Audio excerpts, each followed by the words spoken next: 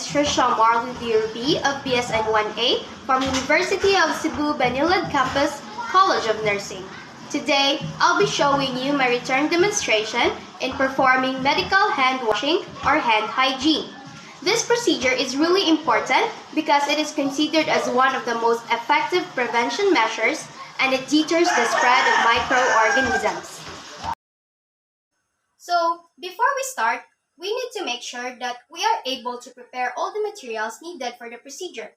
So the materials that we need are liquid or bar soap, but in my case, I have here a bar soap with me, a paper or cloth towel, and a sink with running water.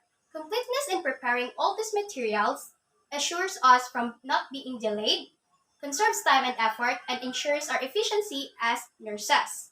So next, we need to remove our jewelries including wristwatches and rings because microorganisms may lodge in the settings of jewelries. And also, we need to make sure that we are not touching the sink nor our uniforms and our sleeves are not in contact with the sink because bacteria may flourish in moist environments.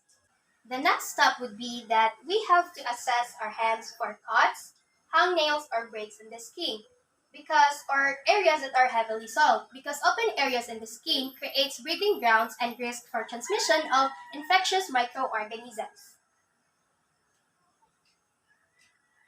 Now, this time, we can turn on the water, adjust the flow and temperature. Too much flow or pressure can cause splattering of water and may lead to dissemination of microbes in other locations, especially your uniform. Also, using warm water has less tendency to open pores and removes less of the protective oils of the skin. Now, wet hands and lower forearms thoroughly under a running water. Keep hands and forearms below the elbow level or under the elbow level so that water will flow from the most contaminated to the least contaminated area or site.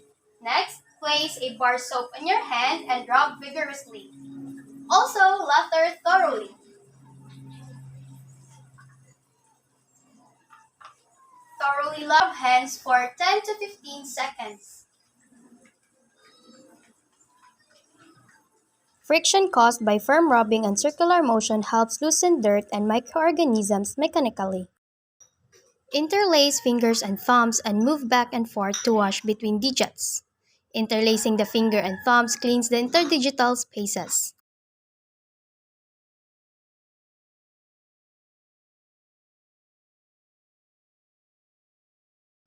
Rub palms and back of hands with circular motion. Special attention should be provided to areas such as knuckles and fingernails, which are known to harbor microorganisms.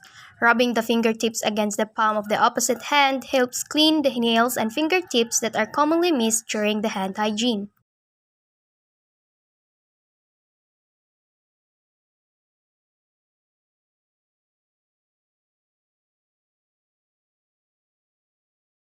The last part is rubbing and cleaning from the wrist to the forearm and also to the other arm.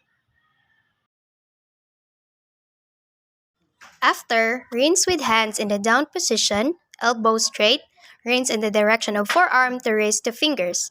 Rinsing in this way constrains microorganisms from becoming rinsed away from the most to the least infected areas of the hand and allows the oil and debris to be washed off the hands and down the drain. Next, blot hands and forearms to dry thoroughly. Dry in the direction of fingers to wrist and forearms. Blotting then rubbing helps prevent skin irritation. Contamination is prevented by drying.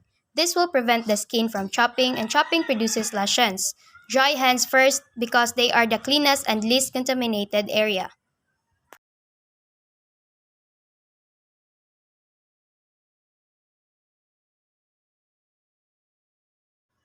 Discard paper towels in the proper receptacle and then get another clean paper towel to turn off the faucet.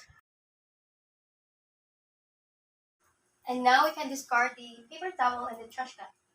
So the reason why we are using another paper towel and turning off the sink or the faucet is that it is still considered as a contaminated area or site. So that concludes our procedures in medical hand washing or hand hygiene. And in a healthcare setting, always remember the 5 moments of hand hygiene. 1, 2, 3, 4, and 5. So that's all for today and thank you for watching.